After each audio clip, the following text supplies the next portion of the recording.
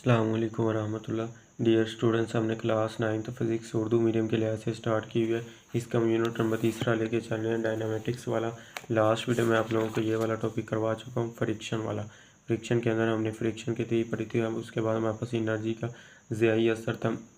उसके बाद sliding friction था। स्लाइडिंग फ्रिक्शन में हमने देखा था दो टाइप्स थी, स्टैटिक फ्रिक्शन और काइनेटिक फ्रिक्शन। हमारे पास ये इसकी दो टाइप्स दी हुई थी। तो आज हमारे पास आगे वाला टॉपिक है। टॉपिक स्टार्ट करने से पहले छोटी सी रिक्वेस्ट है जी, जिन स्टूडेंट्स अभी तक चैनल को सब्सक्राइब नहीं किया वो चैनल को ज़रूर सब्सक्राइब कर दें, वीडियो को लाइक और शेयर कर दें। टॉपिक हमारे पास है जी टर्मिनल वेलोसिटी। शॉर्ट क्वेश्चन के लिहाज से हमारे पास मोस्ट इंपॉर्टेंट है टर्मिनल वेलोसिटी। हमारे पास क्या होता है, इस तरह के हमारे पास बोर्ड के अंदर क्वेश्चन पूछे जाते हैं। सबसे पहले टर्मिनल वेलोसिटी की तारीफ़ करें। हमारे पास तारीफ़ क्या है जी, तारीफ़ हमारे पास ये दूसरे पैरे में दी जा रही है। हमारे पास ये लास्ट वाला हमारे पास जो पैरा है, इसके अंदर हमारे पास यहाँ से तारीफ़ लिखनी ऊपर की तरफ। इसके पहले आप लोगों ने ये एक लाइन लिखनी, किसी गिरते हुए जिस्म जब ऊपर की तरफ हवा की मज़ामत की फोर्स नीचे की तरफ ग्रेविटी की फोर्स के बराबर होकर उसे ज़ाइल कर देती है, जब ऐसा होता है तो इस शय में एक्सेलेरेशन बाकी नहीं रहता। वो कहते हैं हमारे पास जब फोर्स नीचे की तरफ ग्रेविटी की फोर्स के बराबर हो तो उसे ज़ाइल कर देती है। तो ऐसा जब होता है तो हमारे पास क्या होता है, एक्सेलेरेशन बाकी नहीं रहता है। एमसीक्यूज में पूछा जा सकता है कि हमारे पास एक्सेलेरेशन क्या होता है टर्मिनल वेलोसिटी में। हमारे पास क्या, तो एक्सेलेरेशन हमारे पास क्या होता है, ए इज इक्वल टू 0 आ जाएगा। तो ये हमारे पास है जी। उसके बाद हमारे पास कहते हैं ये यकसा वेलोसिटी से गिरना जारी रखती है किसी शय की हासिल की गई ये यकसा वेलोसिटी टर्मिनल वेलोसिटी कहती है। यहाँ तक हमारे पास क्या आ जाएगी, इसके तारीफ आ जाएगी। उसके बाद मिसाल देनी है, तो मिसाल हमारे पास ये एक मिसाल ये दी जा रही है हमारे पास कि एक छाता ब्रदर टर्मिनल वेलोसिटी के साथ नीचे गिर रहा है। एक जो हमारे पास ये पैराशूट वाला हमारे पास क्या, इसमें भी टर्मिनल वेलोसिटी हमारे पास यकसा वेलोसिटी क्या, हमारे पास एक ही सेम वेलोसिटी के साथ हमारे पास क्या, ये नीचे की तरफ मूव कर रहा है। ये मिसाल लिख सकते हैं। उसके बाद दूसरी मिसाल हमारे पास ये बड़ी मिसाल दी हुई है जी, अगर हम एक क्रिकेट बॉल और उसी वज़न का स्टेरिक फोम का टुकड़ा एक ही बुलंदी से गिराएं। वो कहता है कि हमारे पास अगर एक बॉल है हमारे पास और एक हमारे पास स्टेरिक फोम, कहते हैं कि हमारे पास जब हम कोई चीज़ कच की वगैरह की चीज़ लेते हैं, जिसे हम कह लें कि हमारे पास कांच का सामान लिया है, बर्तन लिया, तो उसके अंदर हमारे पास छोटे छोटे फॉर्म रखे होते हैं, उसको स्टेरिक फॉर्म कहते हैं वो स्टेरिक फॉर्म एक उसका टुकड़ा ले लें, हमारे पास छोटा सा पीस ले लें, साथ में हमारे पास एक क्रिकेट का बॉल ले लें। तो बॉल हमारे पास ऊपर से नीचे गिराएं और साथ में ये टुकड़ा नीचे गिराएं, हमारे पास इसका पीस गिराएं फोम का, स्टेरिक फोम का। तो पहले कौन सी चीज़ गिरेगी, ज़मीन पर ज़ाहिर सी बात है हमारे पास क्या, बॉल ज़्यादा गिरेगी, बॉल का मास हमारे पास ज़्यादा है, तो ये हमारे पास क्या होगी, ज़मीन पर ज़्यादा जल्दी गिरेगी। आगे हमारे पास वो कहता है ज़मीन पर एक ही जितने वक्त में उसी सूरत में गिरेंगे अगर दरमियान में हवा की मज़ाहमत ना हो। अब वो कहता है हमारे पास दोनों को एक साथ गिराएं, दोनों चीज़ें नीचे एक साथ हमारे पास गिर रही हैं, तो हमारे पास क्या है, वो दोनों हमारे पास तब एक साथ गिरेंगे जब हमारे पास मज़ाहमत नहीं होगी, हवा की मज़ाहमत मीन हवा मौजूद नहीं होगी। हवा एक मीडियम है, तो अगर हमारे पास हवा मौजूद होगी तो फिर हमारे पास क्या होगा, पहले हमारे पास बॉल नीचे गिरे। यही कह रहा है कि दोनों को एक ही जितने एक्सेलरेशन से गिरना चाहिए। लेकिन अमली तौर पर वो कहता है, प्रैक्टिकल तौर पर मैंने क्रिकेट की बानिस्बत तेज़ी से गिरते देखा। हमारे पास क्या, क्रिकेट हमारे पास क्या होता है, क्रिकेट बॉल जो हमारे पास होता है निस्बतन तेज़ी से गिरेगा। स्टेरिक फॉर्म ज़्यादा सतही रकबे रखने की वजह से हवा की ज़्यादा मुखालिफ फोर्स का सामना करना पड़ेगा। कहता है हमारे पास जो क्रिकेट बॉल है वो हमारे पास जल्दी नीचे गिरेगा, तेज़ी के साथ गिरेगा, लेकिन स्टेरिक फॉर्म हमारे पास क्या होगा, वो हमारे पास मुखालिफ सिमत में फोर्स का सामना करना पड़ेगा। मीन हमारे पास वो हवा की तरफ हमारे पास कभी इस तरफ जाएगा, कभी इस तरफ, मुखालिफ सिमत में उसको कुछ ना कुछ मसाइल दरपेश हो सकते हैं, लेकिन वो हमारे पास क्या, बाद में गिरेगा। अगर हमारे पास हवा मौजूद ना हो, एयर मौजूद ना हो, तो फिर वो हमारे पास क्या कहता है, दोनों एक ही साथ गिरेंगे। ये मिसाल आप लोग इसके अंदर लिख सकते हो। उसके बाद आप लोग ने यहाँ से लेके यहाँ तक इसकी वजाहत भी करनी है। वजाहत हमारे पास क्या है, जब कोई शय आज़ादाना नीचे गिरती है तो इसमें जी बराबर 10 मीटर पर सेकंड है।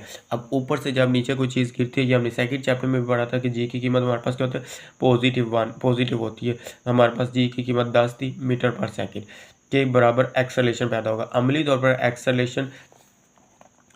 एक्सेलेरेशन मुख्तलिफ हो सकता है। किसी गिरती हुई शय में एक्सेलेरेशन के तयन में हवा की मज़ाहमत पर बड़ा अहम किरदार अदा करती है। ये हमारे पास आ जाएगी इसकी वजाहत। पहले ये तारीफ़ लिखनी, उसके बाद ये मिसाल ये लिख लें, ये भी ठीक है, ये लिखना चाहते हैं ये लिख लें। उसके बाद ये यहाँ से यहाँ तक हमारे पास वजाहत है। तो ये लास्ट वाली लाइनें छोड़ दी, इसमें हमारे पास कोई इतना ख़ास इंपॉर्टेंट नहीं है।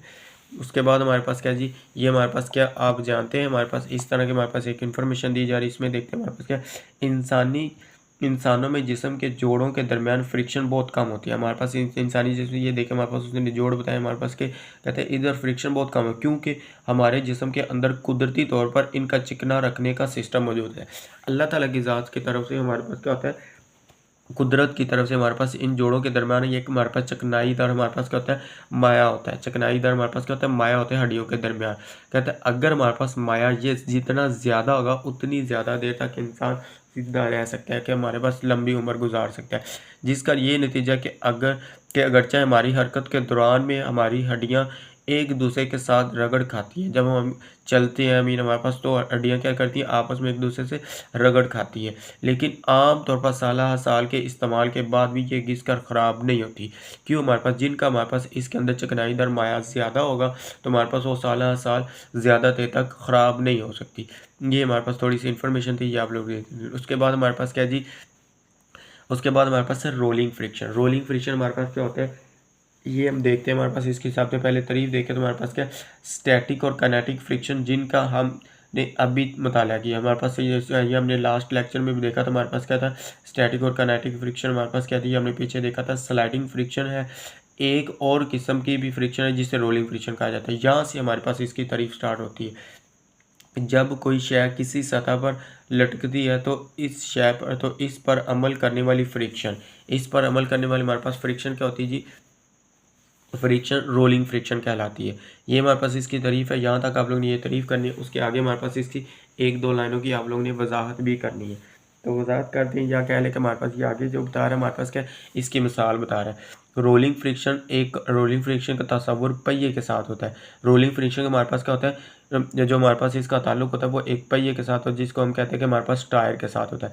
अपनी रोज़मर्रा ज़िंदगी में हम देखते हैं कि पहियों वाली चीज़ को उसी जिसामत की बगैर पहियों वाली चीज़ के मुकाबले में कम फ्रिक्शन का सामना करना पड़ता है। अब कम फ्रिक्शन का सामना कैसे, अब ये देखिए हमारे पास ये एक पहिया है, इसके ऊपर जो हमारे पास ये उन्होंने डिज़ाइन बनाया होता है ना टायर के ऊपर, इस वजह से हमारे पास उसको कम फ्रिक्शन का सामना। अगर ये हमारे पास बिल्कुल स्मूथ सरफेस हो, जैसे हमारे पास दीवार होती है, जैसे हमारे पास ये है बिल्कुल स्मूथ सरफेस के ऊपर कोई डिज़ाइन वगैरह ना बनाया जाए, तो हमारे पास क्या होता है फ्रिक्शन का खतरा, एक्सीडेंट होने का भी खतरा होता है हमारे पास। कि जब बारिश होती है तो गीली पानी होता है हमारे पास क्या, और सड़कें क्या होती है गीली होती है, तो हमारे पास क्या ब्रेक भी लगाएं फिर भी ये नहीं रुकेगा, हमारे पास किसी दरमियान हमारे पास कोई फ्रिक्शन नहीं है।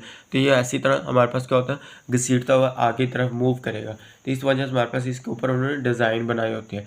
बाल बेरिंग भी वही किरदार अदा करते हैं। ये जो हमारे पास बेरिंग होते हैं ये भी हमारे पास क्या करते हैं वही किरदार अदा करते हैं। इसमें हमारे पास क्या करता है जो पहिए अदा करते हैं, इंडस्ट्री में बहुत सी मशीनों को ऐसे डिज़ाइन किया जाता है कि इनमें बाल बेरिंग इस्तेमाल होता है। इंडस्ट्री में हमारे पास क्या होता है मशीनें जो हमारे पास होती है वो इस्तेमाल होती है। मशीनों में हमारे पास क्या होता है जी, मशीनों के अंदर हमारे पास ये बेरिंग इस्तेमाल होते हैं।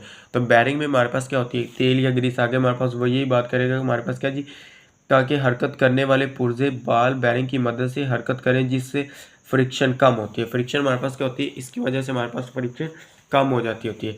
यहाँ से हमारे पास ये मोस्ट इंपॉर्टेंट सवाल भी कह लें और MCQs के तौर पे पूछा जा सकता है। ये वाला जो हमारे पास पैर है इसमें MCQs कैसे पूछा जाता है, रोलिंग फ्रिक्शन स्लाइडिंग फ्रिक्शन से कितने गुना कम है जी, 100 गुना कम होती है। कितने गुना कम है, 100 गुना कम है। ये मोस्ट इंपॉर्टेंट MCQs, ये आप लोग ने अच्छी तरह तैयार करना है।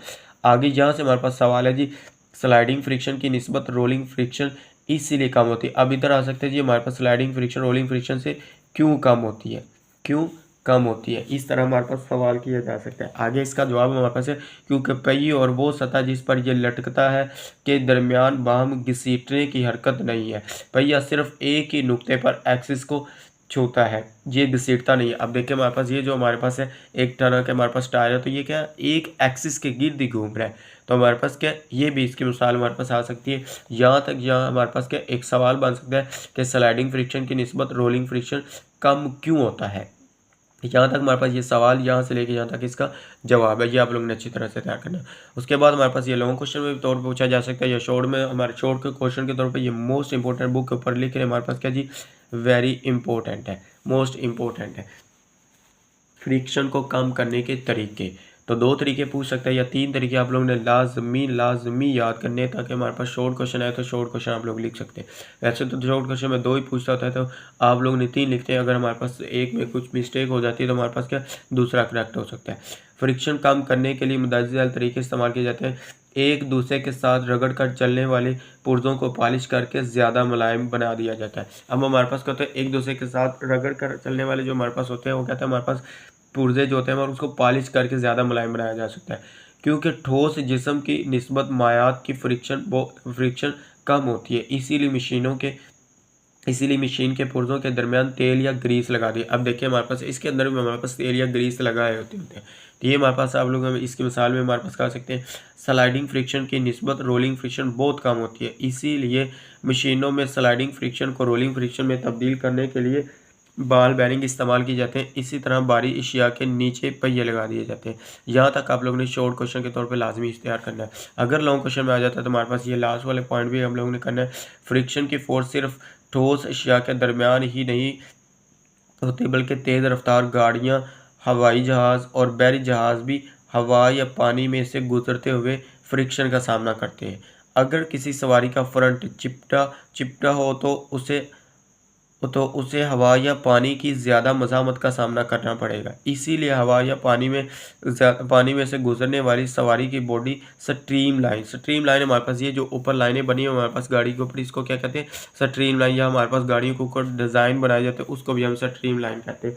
आगे हमारे पास इसकी तारीफ भी आ रही, पहले हम ये देखते हैं हमारे पास क्या जी स्ट्रीम लाइन यानी तिरछी या नोकदार बनाई जाती है ताकि हवा या पानी की मज़ाहमत कम से कम हो। इसी तरह से हवा गाड़ी की तिरछी सतह के ऊपर से बआसानी गुजर जाती है। इस अंदाज से हवा के गुजरने को हम क्या कहेंगे जी, हमारे पास आगे क्या कह रहा है, हवा के गुजरने को हम कहते हैं जी स्ट्रीम लाइन बहाव कहा जाता है।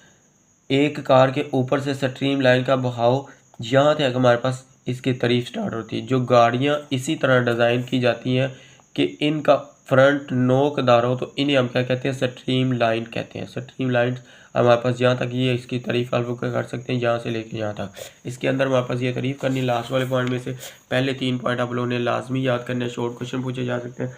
अगर लॉन्ग क्वेश्चन में आता है तो फिर आप लोगों ने ये सारा का सारा हमारे पास अलग से लॉन्ग क्वेश्चन बन के आएगा। वेरी इंपॉर्टेंट है, मैं आपको बार बार कह रहा हूँ कि हमारे पास ये मोस्ट इंपॉर्टेंट है शॉर्ट क्वेश्चन के पॉइंट ऑफ व्यू से। तो ये आप लोगों ने अच्छी तरह से तैयार करना है। उम्मीद है कि आप लोगों को वीडियो अच्छी लगी। अगर वीडियो अच्छी लगी तो लाइक करें, शेयर करें, अपने दोस्तों के साथ इसका लिंक शेयर करें ताकि उनका भी फ़ायदा हो सके।